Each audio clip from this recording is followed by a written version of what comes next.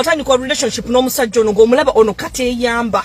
Ono bamuyita kateyamba. Kateyamba tasobola kweyamba. Gwe n'ogaana kangende ntwale kateyamba wange. N'okwata disabled wo. N'omutwala. N'otandika relationship ne. N'oba musiru enough. N'otegeera nti ono omusajja nzaamulisa nzaamusuza.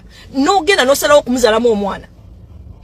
You're irresponsible enough nti ono kateyamba omulabye tasobola kweyamba. Teyeyambaza, teyesuza, talina mulimu ng'ali awo. Ozaala otya omwana musajja ng'oyo? Seriously? Some of you girls, no salawo nti ono gwogenda okuzaalamu omwana. Ono already omulaba talina kyakolera. Talina no ekyokukolera. Talina kye yeekolera. As him, ali irresponsible.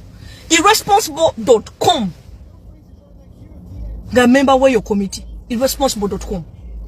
Gabereyo. Gwe n'omutwala n'omwagala n'omuzaalamu omwana. Then after abasajja talabirira baana. Excuse me, how?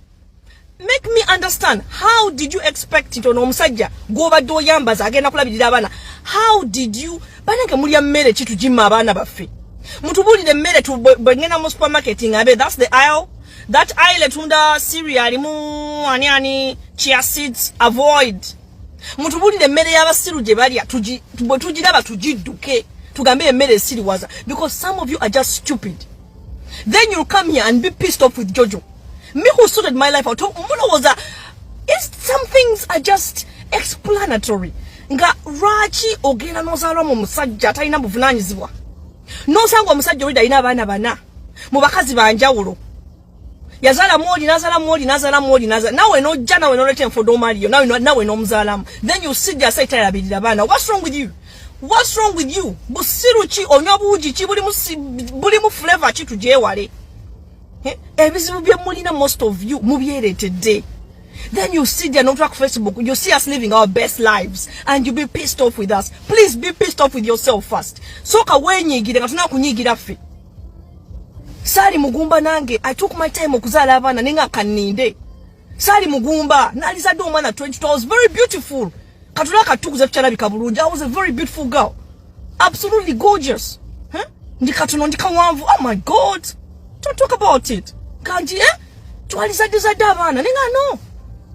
Use your brain. Mutamwina standards Z. It's not my fault to toyina standards. If you have lost standards for yourself, don't go blaming everybody else. Then you find me living my best life. No nyigira. Jojo K Taylor. Excuse me, I'm just enjoying my life. This is my normal. It's not my problem to go asala ogenda kukwata sekigudde. Omulaba naye a struggling akogwe katugende struggling effenna. That's not my problem. Omusajja wakamulaba omufunyemu olubuto. Tomanya gye bamuzaala tomanya anything. What's wrong with you? How about you do things properly?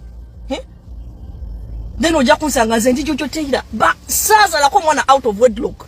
I put my standards on the table. Nemugamba look sebo. This is who I am. This is what I want. Some of you don't even know how to demand because you have nothing to offer. This is who I am and this is what I want. You want to take me? You have to marry me. Simple. Sigenda kuyingira mu relationship tutandika kuzaala abaana. Nti abaana babo ate tunalabireyo. Tetulabireyo mukwata tetulabireyo. No. Most of you don't have standards, girls. You don't have standards. Then you sit and be pissed off. But we're enjoying our lives. That's not my problem. That is not my problem. Not my problem. That's the problem with yourself. Obane sengawo, obane bakatonda, but whatever it is, you have to go and blame. But don't go and blame it on Jojo. Togenda nani blaming Jojo nti Jojo bichibana kibine bizibu bya muyingira no katemba nga mumulaba. No yingira nonsense ono ngo omulaba. No yingira omusajja talina buvunanyizibwa. Omulaba nete yefaako. Omuntu n'omulaba nga teyefaako n'enyinyini kogwe nja mulongoosa. What is it? Buvunanyizibwa bogenda ngolongoosa abantu. Ab'ekikakyo abalina ebizibu baweddeyo. Oyina jana kunyumiza ebizibu byo Jojo this and this. Bijinukulaba wala basiru. Mane mulya mmere ki? Mujitubulire tutandika okugyewala muwogo ennaku zino bamuteeka mu eddagala. Amatooke ennaku zino gali mu eddagala obusiru nga bweyongedde. You make bad choices in and out. No soka choice embi n'ogiddamu. What's wrong with you? Ate tulina akatika ate bano abagenda bano bakadama. Ne mbuja mu inbox ne mutukabira Jojo atomanyi ndi lubuto ate wagenda kukola wachi wafunyirayo embuto. Wagenda kukola bane guys. Sexual responsibility should become paramount for everybody. Why aren't you sexually responsible? wagenda kola teka tofunye embuto oli mu inbox zaffe tukuwe ku center atoyagala kugula ticket my dear gotoina wagenda kola waito manye nako yakuje wamwe bokosa condom ofa fa bazukosa tugwerera nogenda ku bizibu byolina no yongerako ebizibu. You're already struggling as a person. Seriously, what's wrong with people? You're already struggling. You're there struggling and then you go and get yourself pregnant. What the hell? So you want to take your struggle to another level. You really have to struggle more. Ogezi okulaba byobona bitono. Ko biyingizemu omuntu omulala o struggling n'omwana. Gobadde struggling omu.